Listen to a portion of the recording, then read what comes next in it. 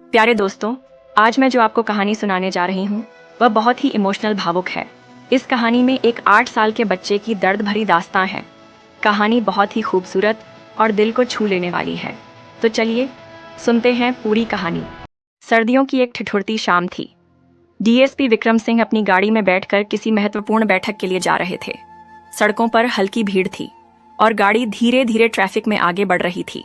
तभी एक छोटा सा बच्चा फटे पुराने कपड़े पहने नंगे पैर उनकी गाड़ी के पास आकर भीख मांगने लगा। विक्रम ने बच्चे की आवाज सुनी, साहब कुछ पैसे दे दो, 2 दिन से भूखा हूं। बच्चे की आवाज में कुछ ऐसा था जिसने विक्रम के दिल को झकझोर दिया। उन्होंने तुरंत गाड़ी का शीशा नीचे किया और जेब से कुछ पैसे निकालने ही वाले थे कि तभी बच्चे ने विक्रम की आंखों में देखा और चौंकते हुए कहा, आप तो मेरे पिता हो। विक्रम के हाथ कांप गए। बच्चे की आंखों में एक अलग सी चमक थी, मानो वर्षों से किसी का इंतजार कर रहा हो। क्या? विक्रम के मुंह से बस इतना ही निकला। बच्चा अब रोने लगा। आसपास के लोग भी रुककर देखने लगे थे कि आखिर माजरा क्या है। विक्रम की आंखें बच्चे के चेहरे पर टिकी थीं। उसके चेहरे के कुछ हिस्से में अजीब सी समानता थी। कहीं न कहीं यह चेहरा उसे जाना पहचाना लग रहा था। मेरा नाम सूरज है। मेरी मां ने बताया था कि मेरे पिता पुलिस में हैं, पर उन्होंने हमें छोड़ दिया था। विक्रम के दिमाग में एक झटका सा लगा। कुछ पुरानी यादें धुंधली होकर सामने आने लगीं। कोई था जिसे वह पीछे छोड़ चुके थे, एक अतीत जिसे उन्होंने भुला दिया था। डीएसपी विक्रम सिंह का दिल तेजी से धड़कने लगा। उनके हाथ कांप रहे थे। आंखों में बीते वर्षों की परछाइयां तैरने लगीं। गाड़ी के अंदर बैठे बैठे उनका पूरा अतीत मानो आंखों के सामने आ खड़ा हुआ। कौन हो तुम? ये सब किसने बताया? विक्रम ने मुश्किल से शब्द निकाले। बच्चे की आंखों में आंसू थे, पर उन आंसुओं के पीछे उम्मीद की एक रोशनी भी थी। उसने कांपती आवाज में कहा, मां ने कहा था कि मेरे पापा बहुत बड़े अफसर हैं। वो हमें छोड़कर चले गए थे। मां ने कहा था कि एक दिन वो जरूर आएंगे, पर मां अब नहीं रही। मां अब नहीं रही। विक्रम के चेहरे पर जैसे बिजली गिरी। बच्चे की आंखों में आंसू भर आए। उसने अपनी छोटी छोटी उंगलियों से अपनी फटी हुई शर्ट के कोने को पकड़ लिया। हाँ, मां बीमार थी, बहुत दिनों से भूखी थी। उसने कहा था कि पापा आएंगे, हमें ले जाएंगे, लेकिन वो नहीं आई। फिर एक दिन मां सो गईं और फिर कभी नहीं उठी। यह सुनते ही विक्रम का दिल एक अजीब दर्द से भर गया, जैसे किसी ने छाती में चाकू घोंप दिया हो। भीड़ अब और बढ़ चुकी थी। लोग खड़े होकर देखने लगे थे कि आखिर यह क्या हो रहा है। तेरी मां कौन थी? विक्रम ने लगभग बेमन से पूछा, लेकिन उसके अंदर तूफान मचा हुआ था। बच्चे ने धीरे से कहा, सीमा। मां का नाम सीमा था। जैसे ही यह नाम विक्रम के कानों में पड़ा, उसकी आंखों के सामने सालों पुरानी एक तस्वीर कौंध गई। 13 साल पहले सीमा, उसकी जिंदगी का पहला प्यार। कॉलेज के दिनों में दोनों ने साथ जीने मरने की कस्में खाई थीं। विक्रम ने उससे शादी का वादा किया था, लेकिन जब उसका सिलेक्शन पुलिस सर्विस में हो गया तो उसके परिवार ने उसे सीमा से दूर कर दिया। तुम एक मामूली लड़की से शादी नहीं कर सकते विक्रम। पिता का वह कठोर स्वर आज भी उसकी रगों में जहर की तरह दौड़ गया। सीमा गर्भवती थी, पर विक्रम मजबूर था। उसका करियर, परिवार, समाज सब कुछ उसके खिलाफ था। वह कमजोर पड़ गया और सीमा को छोड़कर चला गया। उसने कभी मुड़कर भी नहीं देखा। वर्तमान में विक्रम की आंखें लाल हो गईं। उसके सामने वही बच्चा खड़ा था, उसका बेटा। वह गाड़ी से उतरकर सूरज के सामने घुटनों पर बैठ गया। बेटा, मुझे माफ कर दे। सूरज कुछ समझ नहीं पाया। यह पहली बार था जब किसी ने उसे बेटा कहा था। वह हैरानी से विक्रम को देखता रहा। मैंने बहुत बड़ी गलती की। मैं तुम्हारी मां के पास नहीं लौट सका, लेकिन अब मैं तुम्हें अकेला नहीं छोड़ूंगा। विक्रम की आवाज भर्रा गई। सूरज ने धीरे धीरे अपने नन्हे हाथों से विक्रम के चेहरे को छुआ। तो अब आप मुझे छोड़कर नहीं जाओगे? विक्रम ने उसे सीने से लगा लिया। नहीं, अब कभी नहीं, लेकिन यह इतना आसान नहीं था। पुलिस अफसर विक्रम सिंह के जीवन में यह भूला बिसरा रिश्ता अब क्या मोड़ लेगा? क्या समाज इसे स्वीकार करेगा? क्या सूरज को वह पिता का नाम दे पाएगा? विक्रम ने सूरज को सीने से लगा लिया, लेकिन उसके भीतर गिल्ट और पछतावे की एक आग जल रही थी। सड़क पर खड़े लोग अब धीरे धीरे इधर उधर हो गए थे, लेकिन सूरज की मासूम आंखें अब भी विक्रम के चेहरे पर टिकी थीं। बेटा, अब तुम कहाँ रहते हो? विक्रम ने धीरे से पूछा।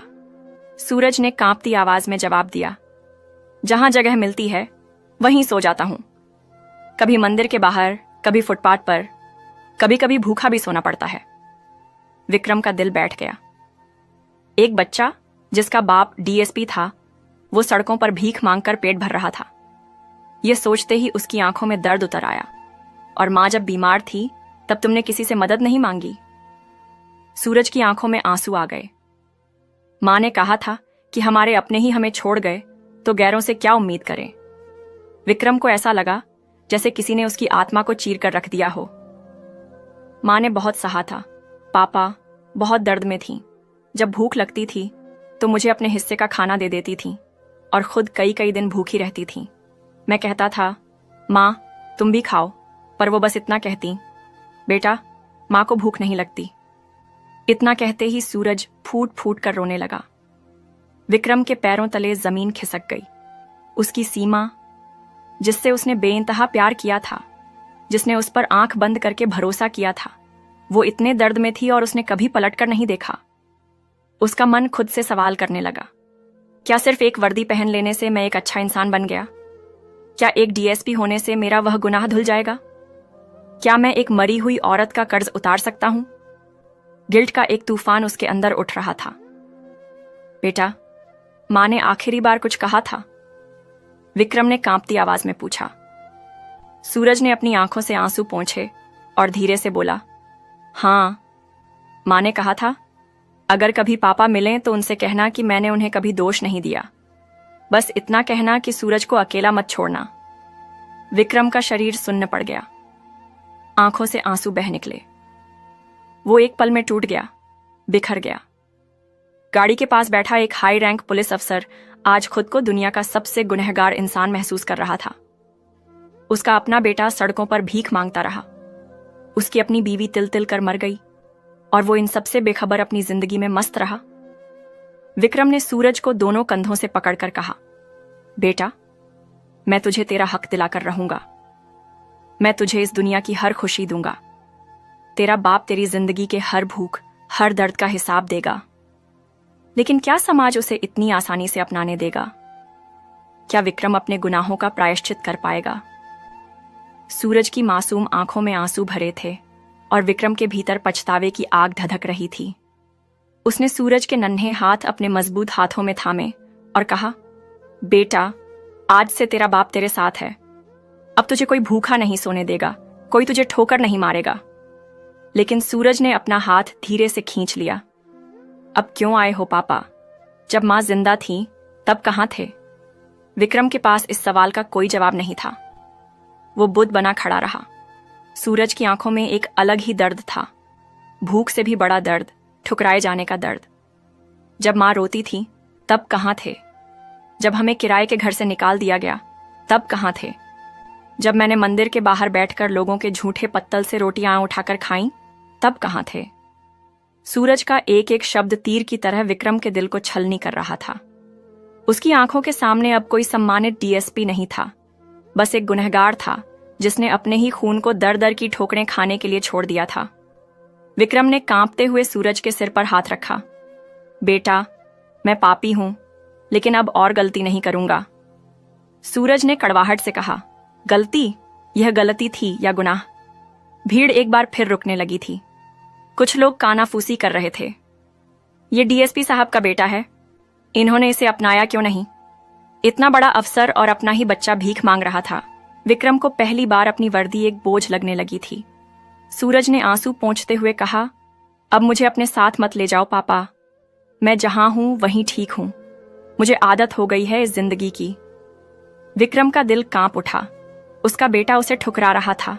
उसने गिड़गिड़ाते हुए कहा, बेटा प्लीज मुझे एक मौका दे दे, मैं तुझे दुनिया की हर खुशी दूंगा। सूरज ने सीधा उसकी आंखों में देखा और कहा, क्या आप मेरी मां को लौटा सकते हैं? विक्रम की आवाज गले में अटक गई।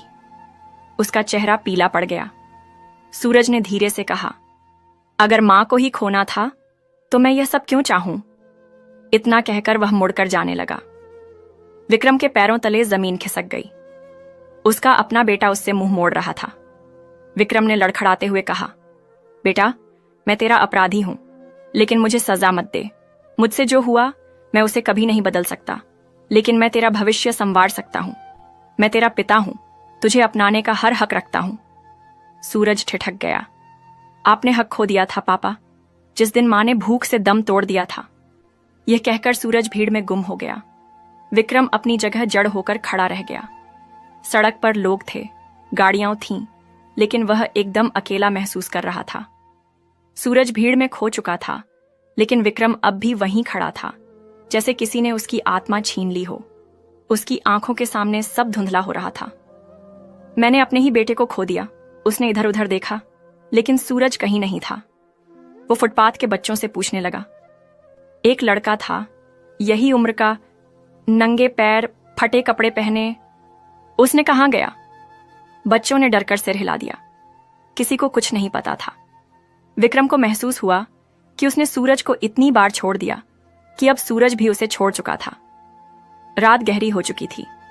विक्रम घर पहुंचा, लेकिन घर अब घर नहीं लग रहा था। उसकी अलमारी में कई मेडल, ट्रॉफियां रखी थीं। उसने उन्हें घूरा और खुद से सवाल किया, इन सब से क्या मिला? अगर मेरा अपना बच्चा मुझे ठुकरा चुका है, तो मैं कौन सा सम्मान लेकर घूम रहा हूं? वो कमरे में पड़ा सीमा की पुरानी तस्वीर खोजने लगा, जो उसने कभी छिपा कर रखी थी। जैसे ही उसे तस्वीर मिली, उसकी आंखों से आंसू गिरने लगे। सीमा, मुझे माफ कर दो। मैंने तुम्हें भी खो दिया और अपने बेटे को भी। तभी उसके फोन की घंटी बजी।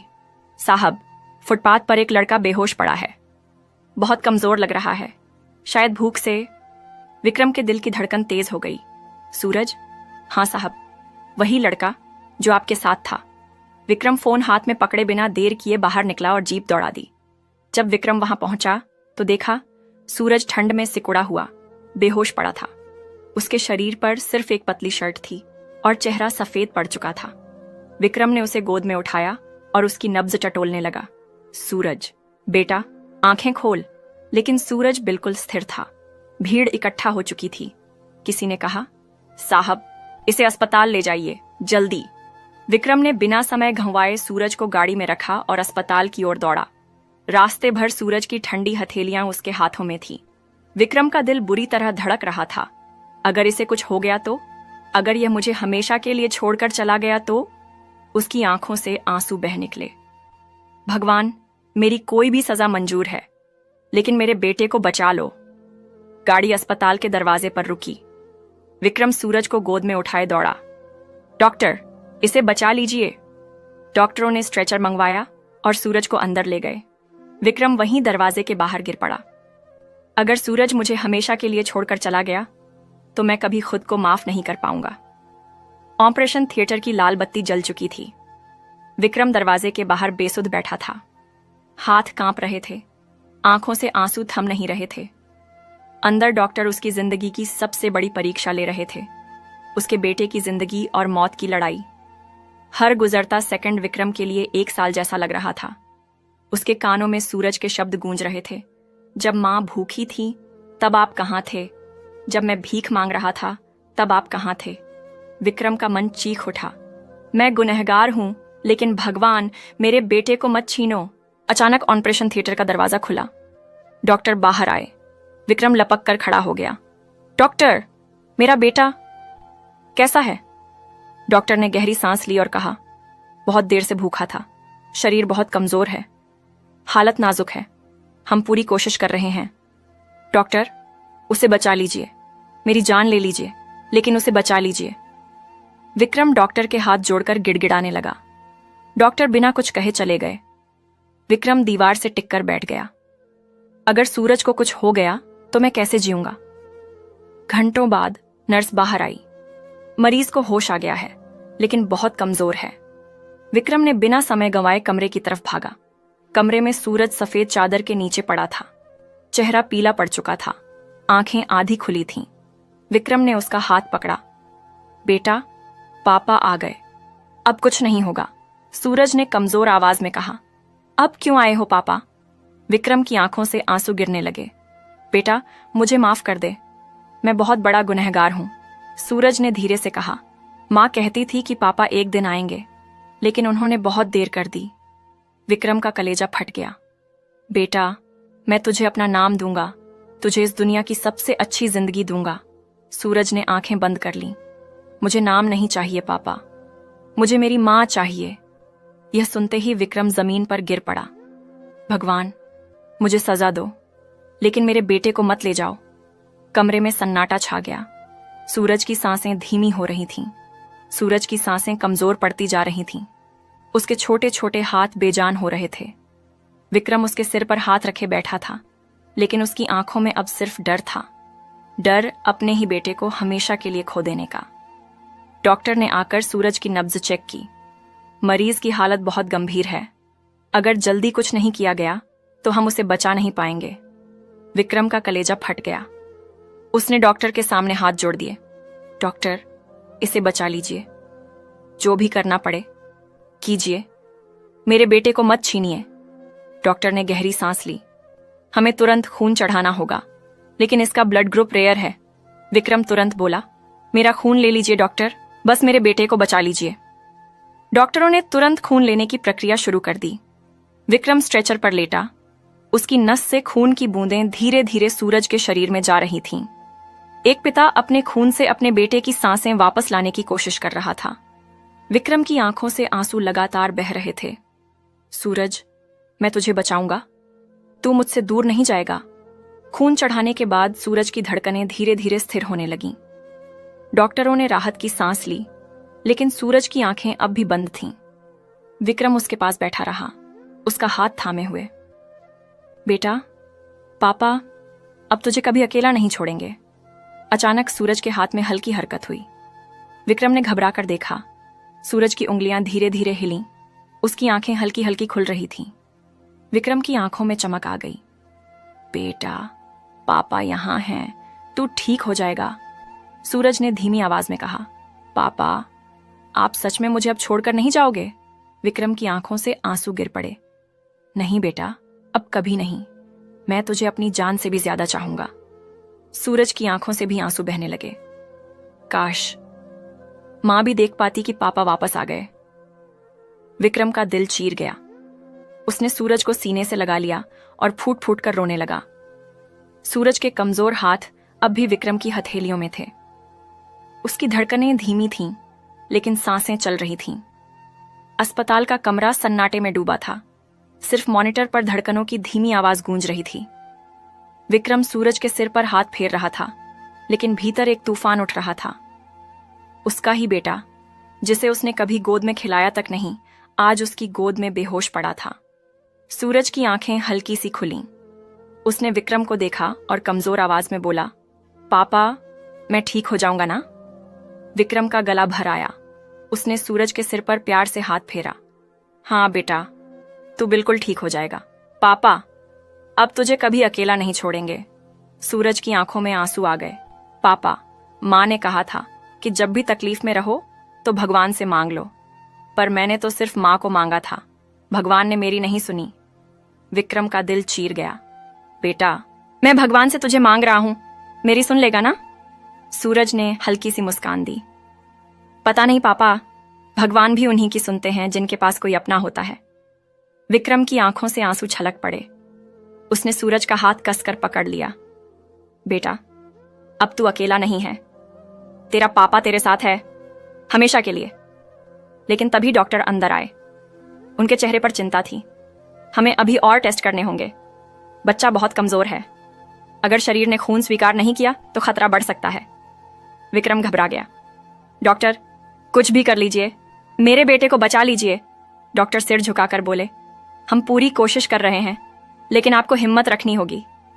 विक्रम ने सूरज के सिर पर हाथ रखा। बेटा, हिम्मत रखना, पापा तुझे अपनी जान देकर भी बचा लेंगे। सूरज ने हल्के से मुस्कुराकर आंखें बंद कर लीं। सूरज की आंखें धीरे धीरे बंद हो रही थीं। उसकी सांसें हल्की पड़ती जा रही थीं। मशीन पर उसकी धड़कन की रफ्तार गिर रही थी। विक्रम घबराकर डॉक्टर की ओर भागा। डॉक्टर, मेरे बेटे को देखिए, वो कुछ बोल नहीं रहा। डॉक्टर तुरंत नर्सों को बुलाकर सूरज को चेक करने लगे। एक डॉक्टर ने स्टेथोस्कोप उसके सीने पर रखा, फिर एक नर्स को इशारा किया। ऑक्सीजन लेवल गिर रहा है, जल्दी वेंटिलेटर लगाओ। विक्रम की आंखों के सामने अंधेरा छा गया। नहीं, मेरा बेटा मुझे छोड़कर नहीं जा सकता। डॉक्टरों ने सूरज को वेंटिलेटर पर डाल दिया। उसकी नाजुक सांसें मशीनों के सहारे चल रही थीं। विक्रम घुटनों के बल गिर पड़ा। भगवान, मुझसे मेरी जान ले लो, लेकिन मेरे बेटे को मत छीनो। उसकी आंखों में आंसू छलक रहे थे, लेकिन सूरज के चेहरे पर अब भी वही मासूमियत थी, जैसे उसने तकलीफें सह सहकर दर्द से दोस्ती कर ली हो। तभी सूरज ने हल्की सी हरकत की। विक्रम तुरंत उठा और उसका हाथ पकड़ लिया। बेटा, पापा यहां हैं, कुछ मत बोल, बस हिम्मत रख। सूरज की पलकें धीरे धीरे खुलीं। उसकी आंखों में नमी थी, आवाज बहुत धीमी। पापा, क्या अब आप मुझे छोड़कर नहीं जाएंगे? विक्रम का कलेजा फट गया। उसने सूरज की हथेलियां अपने हाथों में कस कर पकड़ लीं। नहीं बेटा, अब तुझे कोई तकलीफ नहीं होगी, पापा हर दर्द का बदला लेंगे। सूरज ने अपनी कमजोर हथेली से विक्रम के चेहरे को हल्के से छुआ। अगर पहले आ जाते तो मां भी जिंदा होती ना पापा।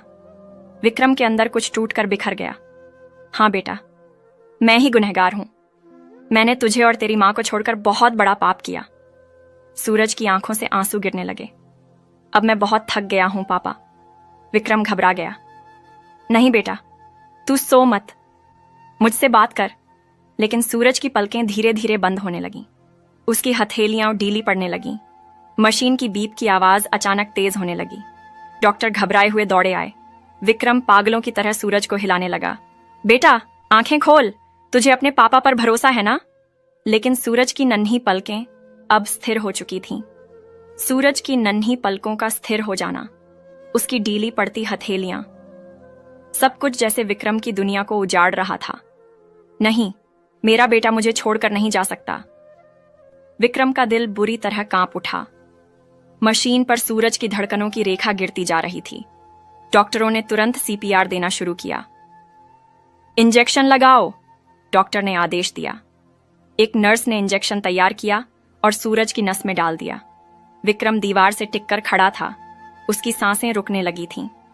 उसके सामने जो हो रहा था वो किसी सज्जा से कम नहीं था। डॉक्टर ने सूरज की छाती पर दबाव देना शुरू किया। बेटा, पापा को छोड़कर मत जा। विक्रम की आवाज कांप रही थी, लेकिन सूरज की मासूम आंखें बंद थीं। उसकी सांसें अब भी नहीं लौटी थीं। डॉक्टरों ने आखिरी बार कोशिश की। एक बार और झटका दो। नर्स ने डिफिब्रिलेटर चालू किया और सूरज के सीने पर रखा। 1, 2, 3। शरीर हल्का सा उछला, लेकिन मशीन की रेखा अब भी सीधी थी। विक्रम का दिल दहाड़ मारकर रोने को कर रहा था। नहीं भगवान, मैं गुनहगार हूं, लेकिन मेरे बेटे को वापस दे दो। डॉक्टर ने एक आखिरी बार सूरज की नब्ज टटोली। उसने गहरी सांस ली और सिर झुका लिया। सॉरी, हमने पूरी कोशिश की, लेकिन हम इसे बचा नहीं सके। विक्रम का शरीर सुन्न पड़ गया। उसने डॉक्टर का कॉलर पकड़ लिया। झूठ बोल रहे हो, मेरा बेटा जिंदा है, वो ऐसे नहीं जा सकता। लेकिन सूरज अब एक गहरी नींद में सो चुका था। विक्रम लड़खड़ाते हुए उसके बेजान शरीर के पास बैठ गया। उसके ठंडे हाथों को पकड़कर फूट फूट कर रोने लगा। बेटा, एक बार, बस एक बार पापा कहकर पुकार ले। लेकिन सूरज अब कुछ नहीं कह सकता था। वो दुनिया से चला गया था, अपने पिता के प्यार के इंतजार में। विक्रम ने सूरज को सीने से चिपका लिया। मैंने तुझे खो दिया बेटा, मैं तुझे खो चुका हूं। अस्पताल का कमरा गहरे सन्नाटे में डूब गया। अस्पताल के सफेद कमरे में अब सिर्फ सन्नाटा था। मशीन की सीधी रेखा, सूरज के ठंडे पड़े हाथ और विक्रम की फूट फूट कर रोने की आवाज, सब कुछ जैसे समय के साथ ठहर गया था। विक्रम ने सूरज को अपनी बाहों में जकड़ लिया। उसका चेहरा आंसुओं से भीग चुका था। बेटा, उठ, देख, तेरा पापा आ गया है, अब तुझे कभी अकेला नहीं छोड़ेगा। लेकिन सूरज की मासूम आंखें अब हमेशा के लिए बंद हो चुकी थीं। डॉक्टरों ने आगे बढ़कर विक्रम के कंधे पर हाथ रखा। साहब, हमें बच्चे का शरीर ले जाना होगा। विक्रम ने उनकी तरफ देखा। उसकी आंखों में एक अजीब सा शून्य था। शरीर? मेरा बेटा कोई शरीर नहीं, वो मेरी जान है, मेरी जिंदगी। डॉक्टरों ने सिर झुका लिया। वहां खड़े नर्स, वार्ड बॉय, सबकी आंखें नम हो चुकी थीं। लेकिन विक्रम अब किसी की बात सुन नहीं रहा था। उसने सूरज को अपनी गोद में उठाया और धीरे धीरे चलते हुए अस्पताल के दरवाजे की ओर बढ़ा। रात गहरी हो चुकी थी। बाहर ठंडी हवा चल रही थी, लेकिन विक्रम को कुछ महसूस नहीं हो रहा था। वो उसी फुटपाथ पर पहुंचा जहां पहली बार सूरज उससे टकराया था। वही टूटा फूटा फुटपाथ, वही जगह जहां सूरज भीख मांगता था, ठंड में ठिठुरता था। विक्रम वहां बैठ गया, सूरज को अपनी गोद में लिए हुए। उसने सूरज का चेहरा सहलाया। बेटा, मैंने तुझे अपनाने में देर कर दी और तूने मुझसे पहले ही रिश्ता तोड़ लिया। उसकी आंखों से आंसू झरने की तरह बह रहे थे। भगवान, तुझे मेरे ही बेटे की जिंदगी छीननी थी। मेरी सजा मेरे बेटे को क्यों मिली? चारों तरफ अंधेरा था। दूर कहीं कुछ बच्चे किसी होटल के बाहर झूठे बर्तन धो रहे थे। कुछ ठंड में सिकुड़ कर सो रहे थे। विक्रम को लगा सूरज इन्हीं में से एक था जिसे उसका हक कभी मिला ही नहीं। उसने सूरज को कसकर सीने से लगा लिया। बेटा, तेरा पापा तुझे अकेले नहीं छोड़ेगा। अब तू जहां जाएगा, पापा वहीं होगा। उसकी आंखों में एक अजीब सी बेचैनी थी। क्या विक्रम अब अपनी जिंदगी खत्म कर लेगा या अपने गुनाहों का प्रायश्चित करेगा? विक्रम फुटपाथ पर बैठा था, सूरज को अपनी गोद में लिए हुए। उसका चेहरा निर्जीव हो चुका था। आंखों से आंसू लगातार बह रहे थे, लेकिन अब उनमें दुख के साथ एक गहरी अपराध बोध भी था। चारों ओर अंधेरा था। सड़क पर दौड़ती गाड़ियां तेजी से गुजर रही थीं, लेकिन विक्रम को कुछ सुनाई नहीं दे रहा था। वो बस अपने बेटे के ठंडे पड़े शरीर को देखे जा रहा था। बेटा, तेरी मां सही कहती थी, मैं बहुत बुरा इंसान हूं। काश मैंने पहले तुझे पहचान लिया होता। उसके अंदर पश्चाताप की आग धधक रही थी। अचानक पुलिस की एक गाड़ी वहां आकर रुकी। एक कांस्टेबल ने विक्रम को देखा और चौंक गया। साहब, आप यहां? और ये बच्चा? विक्रम ने कांस्टेबल की ओर देखा। उसकी आंखों में कुछ ऐसा था जिसे देखकर कांस्टेबल सहम गया। मेरा बेटा चला गया, वो अब कभी लौट कर नहीं आएगा। विक्रम की आवाज भारी थी। कांस्टेबल ने आगे बढ़कर सूरज के निर्जीव शरीर को देखा और उसकी आंखें भी नम हो गईं। साहब, हमें इसे अस्पताल ले जाना होगा। लेकिन विक्रम ने अपना सिर हिला दिया। नहीं, अब कहीं नहीं। मैंने उसे जीते जी कुछ नहीं दिया, अब मैं उसे जाने भी नहीं दूंगा। तभी एक बूढ़ी औरत जो पास के मंदिर के बाहर बैठी थी, धीरे धीरे विक्रम के पास आई। बेटा, भगवान ने तुझे एक और मौका दिया है, लेकिन तू क्या करने जा रहा है? विक्रम ने सूनी आंखों से उसकी ओर देखा। मौका? मेरा सब कुछ खत्म हो गया है मां, अब मेरे पास कुछ नहीं बचा। बूढ़ी औरत ने सूरज के ठंडे माथे को छुआ और कहा, तेरा बेटा तो चला गया, लेकिन कितने सूरज अभी भी इस अंधेरे में भटक रहे हैं। क्या तू नहीं चाहता कि कोई और सूरज अनाथ ना हो? विक्रम के अंदर कुछ टूटा और फिर कुछ जागा। हाँ, मैंने अपने बेटे को खो दिया, लेकिन अब किसी और का बचपन नहीं खोने दूंगा। उसकी आंखों में आंसू थे, लेकिन अब उनमें एक संकल्प भी था। सूरज की नन्ही ठंडी देह अब भी विक्रम की गोद में थी। बूढ़ी औरत के शब्द उसके कानों में गूंज रहे थे। तेरा बेटा तो चला गया, लेकिन कितने सूरज अभी भी इस अंधेरे में भटक रहे हैं। विक्रम का मन अब भी बेचैन था। उसका दिल चीख चीख कर कह रहा था कि काश उसने सूरज को पहले अपना लिया होता, काश उसने अपनी जिम्मेदारी से मुंह न मोड़ा होता। लेकिन अब पछताने का कोई फायदा नहीं था। सूरज उसे हमेशा के लिए छोड़कर जा चुका था। वो धीरे धीरे सूरज की नन्ही हथेलियां सहलाने लगा, जो अब बेजान हो चुकी थीं। बेटा, पापा तुझे बचा नहीं सका, लेकिन अब किसी और मासूम को इस अंधेरे में खोने नहीं देगा। उसने कांस्टेबल की ओर देखा। तैयारी करो, मैं अपने बेटे का अंतिम संस्कार खुद करूंगा, लेकिन इसके बाद मैं वो करूंगा जिससे मेरा बेटा मुझ पर गर्व कर सके। कांस्टेबल ने आंखें पोंछी और धीरे से सिर हिलाया। सूरज की आखिरी यात्रा अगले दिन सूरज की चिता तैयार की गई। विक्रम ने उसे अपने हाथों से गोद में उठाकर श्मशान तक ले गया।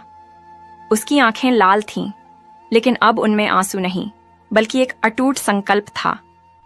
जब चिता जलने लगी तो विक्रम ने सूरज की यादों को दिल में समेटते हुए कहा, तू चला गया, लेकिन तेरा नाम हमेशा जिंदा रहेगा सूरज। अब कोई और बच्चा भीख नहीं मांगेगा, फुटपाथ पर नहीं सोएगा। अब तेरा पापा उन सबका भी पापा बनेगा। उस दिन के बाद विक्रम ने अपनी पुलिस की नौकरी छोड़ दी। उसने अपने सारे पैसे निकालकर बेसहारा बच्चों के लिए एक अनाथालय बनवाने का फैसला किया। सूरज बाल सदन उस अनाथालय का नाम था जो विक्रम ने अपने बेटे की याद में खोला। अब हर बेसहारा बच्चे को वहां छत मिलती, खाना मिलता, प्यार मिलता और सबसे जरूरी एक पिता का सहारा मिलता। सालों बीत गए, लेकिन सूरज की यादें अब भी विक्रम के दिल में जिंदा थीं। उसने अपने गुनाहों का प्रायश्चित किया, हर बेसहारा बच्चे के लिए एक पिता बना, लेकिन उसके दिल के एक कोने में अब भी वही दर्द था, अपने ही बेटे को खो देने का दर्द। उस दिन के बाद विक्रम ने कभी वर्दी नहीं पहनी। उसकी असली पहचान अब एक पुलिस अधिकारी की नहीं, बल्कि उन अनाथ बच्चों के पिता की थी जिन्हें उसने सूरज बाल सदन में आसरा दिया था। रात का समय था। विक्रम अनाथालय के एक छोटे से कमरे में बैठा था।